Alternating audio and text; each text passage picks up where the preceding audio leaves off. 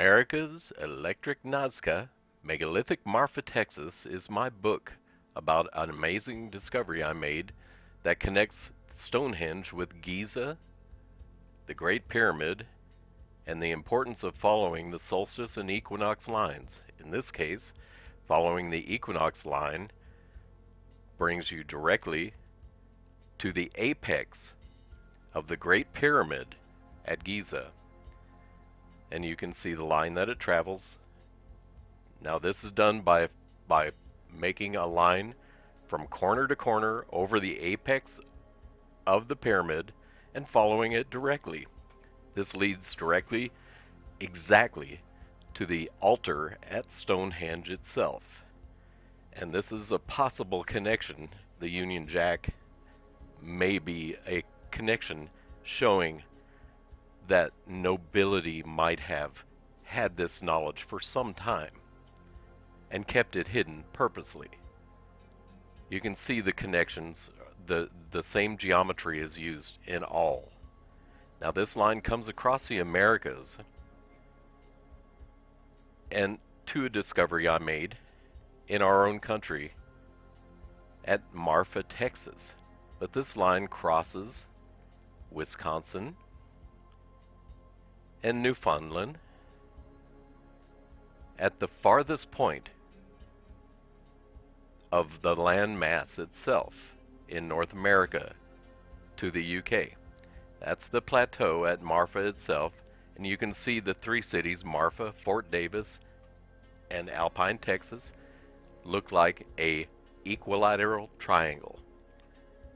I stayed in Alpine because the airport there had a helicopter service, and they also do a fixed wing flight too, which I suggest if you're going to go out and look at the Marfa Plateau. This is the area that we'll start with, leaving the airport, the Alta Vista Airport that was a military airport during the war, and leading back to the heart of the Marfa Plateau. There are at least 4 kinds of lines found on the Marfa Plateau. The dark lines are the easiest to see, and you can see this on Google Earth, but they're also used somewhat as fencing. They're straight lines that cut across everything. The road lines, you'll see, are cut into the quartz deposits, apparently without explosives or detritus. This is an idea of the scratch lines.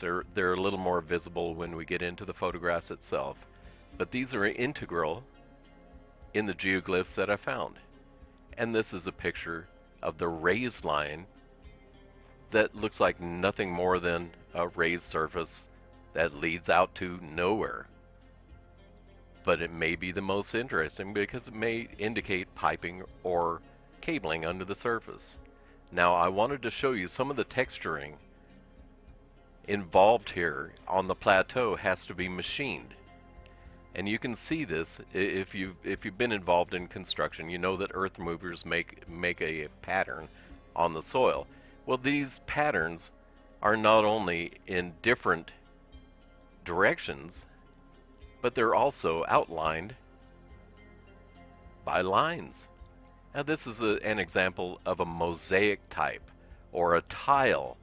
If you imagine a huge tile laid in the surface and the opposing colors, you can clearly see, are outlined by lines.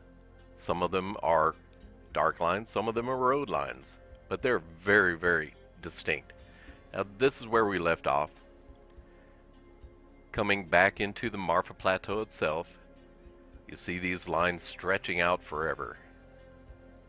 Well, a long distance anyway. But they all have connectors to a water function. And these are equally marked. These are the solar patterns that are so easily seen from Google Earth.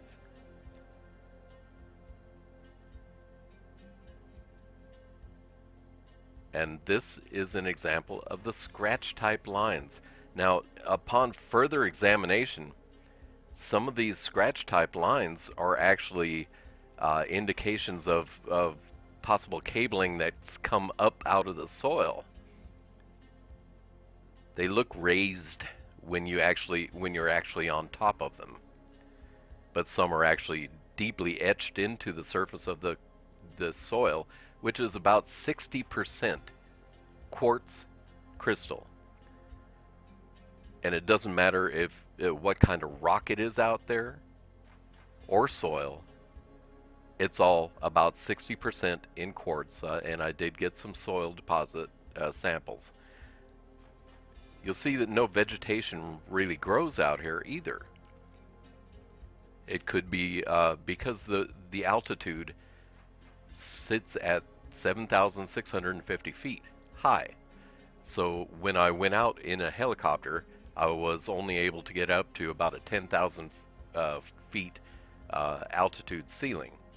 And that's not really sufficient to see the outlines these lines make themselves. You need to be up about 12 to 15,000 feet. But you can see these lines are incredibly etched into the soil itself. And there's an example of mosaic and different kinds of lines, all tied to water functions. Now there are little markings on some of these roads that look like nothing less than arrows pointing you from geoglyph to geoglyph when you see them from altitude. And when you're on top of them, you realize that they're not some kind of a turnoff for a car, but they are indeed gouged into the surface of the soil like a runoff of some sort to disperse water back into the aquifer. That's all I can figure is that it was done for looks. You can see the tiling, the coloration, and these staples that exist. They look nothing less than sutures in the soil itself, holding arroyos, canyons together at the point of these geoglyphs and art. And they're evenly spaced too, so it had to have been machined. And I can't imagine the size of the machine. You can see the mosaic, raised lines, dark lines, texturing, and this is one of the more noticeable solar patterns. And as we get into the plateau itself, these are the most evident from altitude. Some are made with road type lines, raised type lines, and dark lines. But notice that they're evenly spaced. And they're actually 5 miles long apiece. These solar geoglyphs are 10 miles in total diameter. That makes each of these lines 5 miles long to the center, tying to the radius. And the radius itself has different kinds of smaller geoglyphs inside them.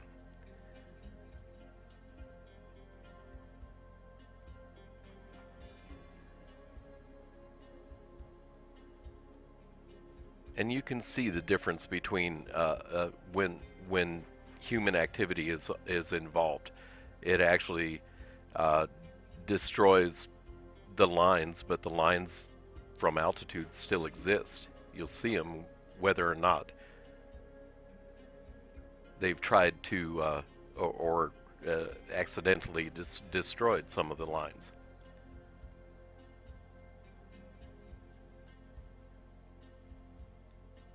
But you can see this all from the air and all from Google Earth.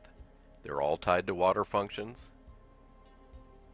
And my theory is that this whole place was lit up from the aquifer itself by use of an acidic aquifer. You can create current just like a Baghdad battery. It's the same physical science. And once you connect that using copper, you have millions of volts if you're using a whole aquifer.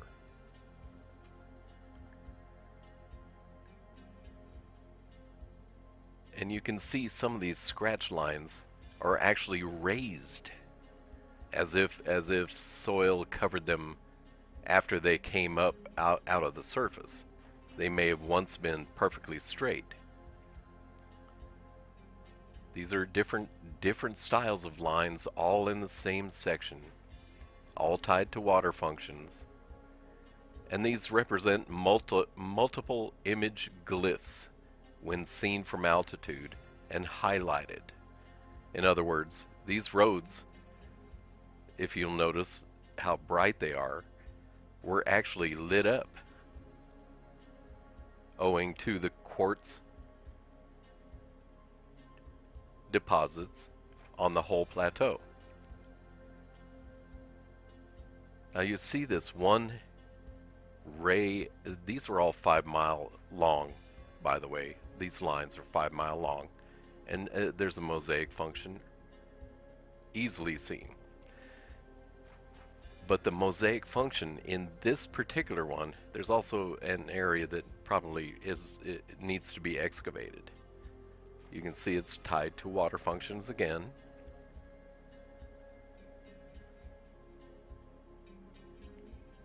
But there's a mosaic ray 5 miles long, a whole section that is brighter than the rest of the soil around it. And pardon me if you see many of the same images, it's because I'm just taking this right in order of how I took the pictures themselves. Now we're looking out towards the south, the end of the plateau, and you can see the outline of the plateau is lined itself. 10-mile radius solar geoglyph. There are 7 of these. And this, Mr.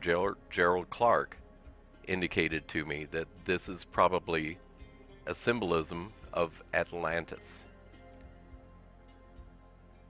The solar ray pattern in 7s is a symbol of Atlantis. So this ties Texas to Atlantis too.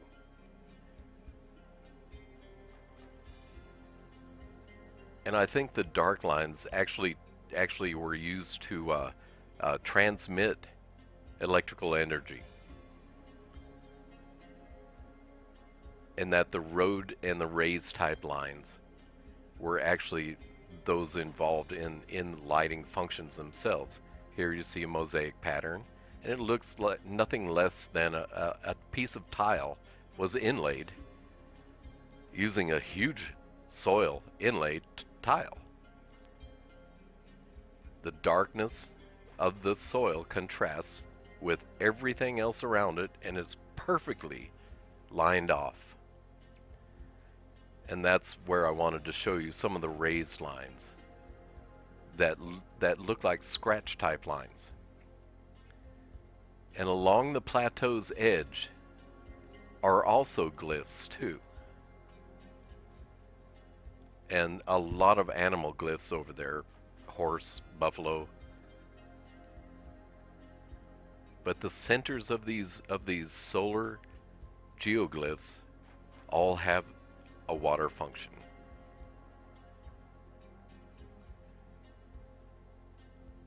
And are outlined perfectly.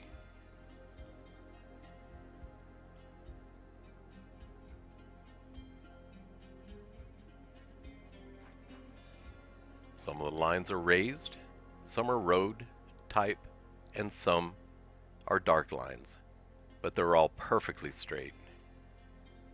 And now we're coming back to that one particular solar glyph. I wanted to show you this, the raised line and the road line, and the mosaic of a darkened soil versus the contrasting part. Now this is what it's actually tied to, and I call this the pyramid book, because when seen from altitude and highlighted, it looks like nothing less than a book with a pyramid with perfect lines through it. And I think it might be a depiction of Thoth's emerald tablets themselves. And here you can see how the soil is mosaicked off. It's perfectly outlined. You see the roughness and the smoothness. They're very, very high contrast, and it could not be a natural function. No water, no wind could actually form this. Again, the texturing and the mosaics are evident, and I hope that this provides a amount of evidence that cannot be dismissed. These lines exist out there, and human beings didn't do them because we have no record of it. There's only been human activity in the Marfa area itself for about 160 years, even less.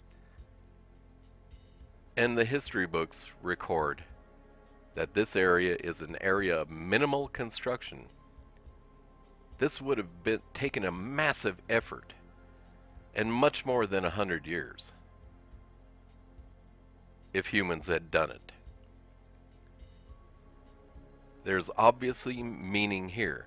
Now, this, when you actually zoom out, is attached to a solar function, and the only ray that's actually bright in this 10-mile diameter solar geoglyph connects directly to this pyramid book.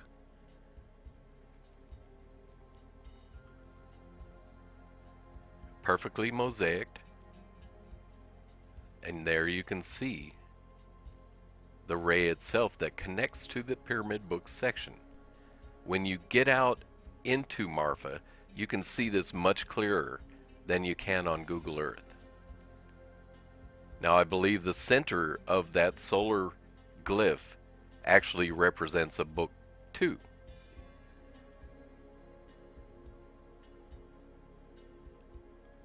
But I'll leave that up to someone else. You can clearly see the equal divisions throughout, and the connections look electrical. I can see no other purpose this serves.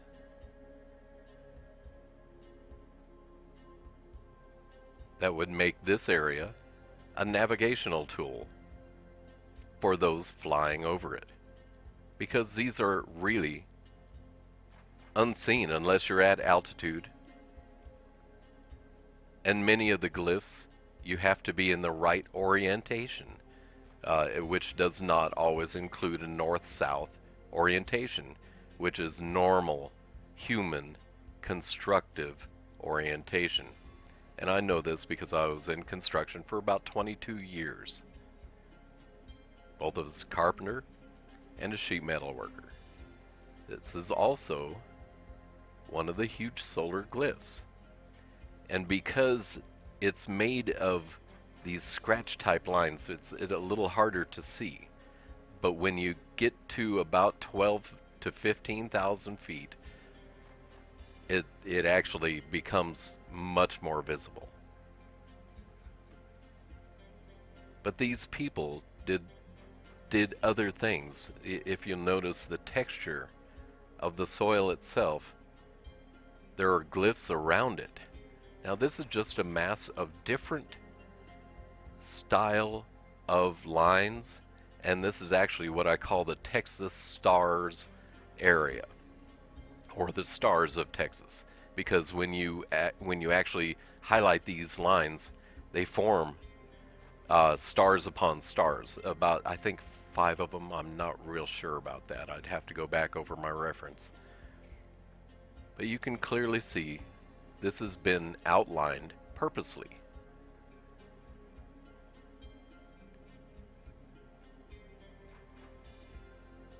So the stars of Texas are upon you. Road type, raised type, and some of these lines look like they're an older variety with a newer line on top of the older construction. One has to wonder if this area was rebuilt after the Great Flood. Notice the texturing and the mosaic pattern, darkened soil, clearly marked, outlined for some reason, which is obviously so that it contrasts with the light areas. And remember this is all about 60% quartz crystal. Now, John Hutchison, who is an electrical scientist, put it that way, from Canada, has discovered that when you run a current through quartz crystal, it lights up. And what people don't realize is that Nazca itself is famous for other things besides lines and geoglyphs. It's famous for quartz sold all around the world, now as computer memory chips, among other things, which John Hutchison also found that quartz acts as a capacitor, connectors,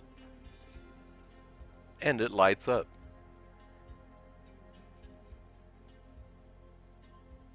Now, those who wonder about the multi-image geoglyphs, I have recently found that there was an artist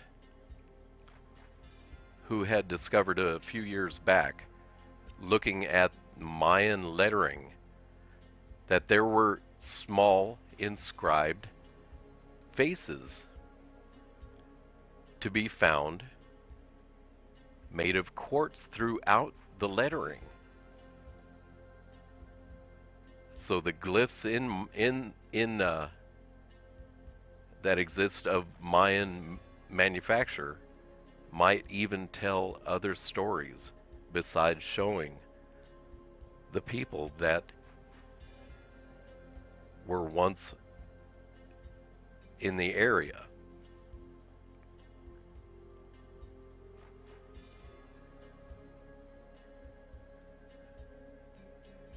And you can clearly see that the heart of the Marfa Plateau is very, very full of all kinds of outlines. Again, they're images on top of images. Some are made specifically of lines. Some are made of mixtures of the color contrast, lines, and geographical features like mounds or hills that are cut perfectly so that when you're oriented properly, you see them as they were intended. But if you're out of the orientation, they're almost meaningless.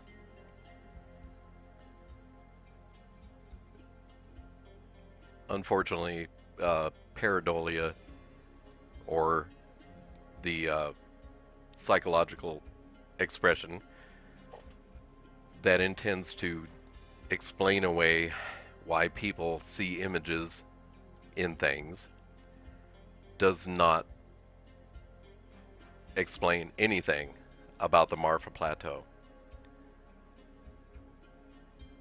Nor does it explain why you have to be in certain orientation. And as I zoom in into this one, you can see some of the scratch lines are actually raised lines, all tied to water functions. And these you can find these little round wells around the world. Most of the glyphs that I'd found around the world use the darker lines tied to a water function like that. Now the green soil tells me that there might be a copper value that's happening to the water itself, which would explain a lot of the conductive conductions needed to make the plasma ejections that are called the Marfa lights.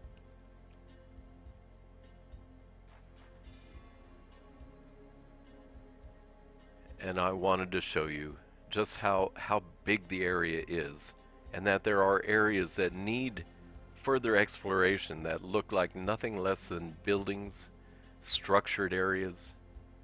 Besides the lines, this area must have had a population which is not recorded in any history. And by the way, the solstice line, or the equinox line, depending on where you view it, that connects this area, also connects exactly to the city of Palenque.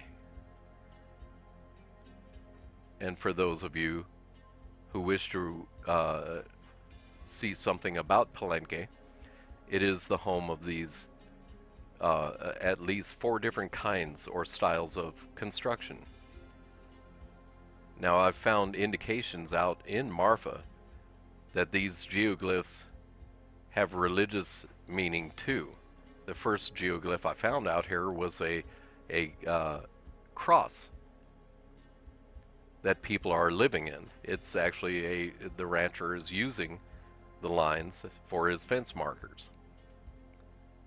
And so it hasn't destroyed the lines.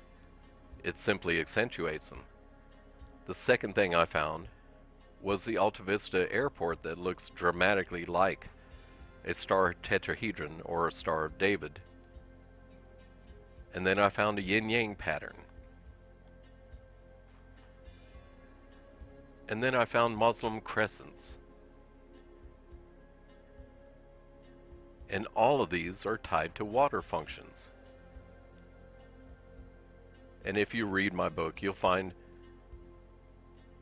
that the Chinese actually gave me the knowledge that these lines are meant to be lit up, because they apparently have succeeded in energizing or re-energizing some of their ancient lines, which I have found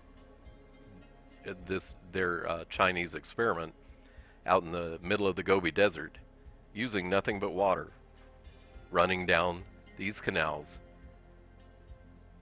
And I'm sure that in the Marfa area it's exactly the same, because in Nazca canals are found too beside the lines. And by running this acidic water through these canals, connected by quartz crystal and copper, probably bronze, they created massive amounts of electricity. But this is mainly done in a plasmic electrical use, which you can see only at night.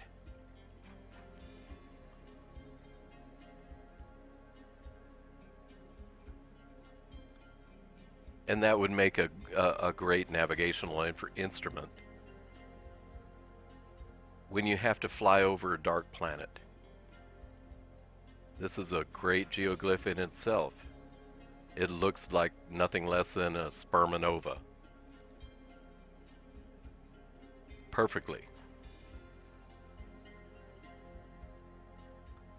Raised lines, road lines, And if you'll notice, the road line has two tracks, which I'm now seeing other organizations like megaliths.org have found all over the world that are embedded in the stone. That means the stone either had to be liquid or molten when a vehicle passed through it. And there's the connector. I think these are actually timers. They serve as timers for the electrical energy coursing through the underground aquifer and exuding at certain places along the plateau as Marfa lights. Isn't this just amazing? Those are staples holding this area together.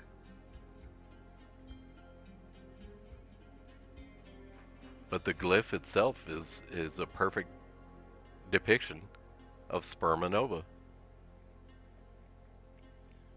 And this is how the pyramid book section looks, all highlighted, with that one bright ray connecting the center section to the book itself.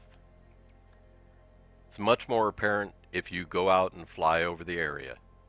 If you do, I hope you have fun. And I thank you for your views.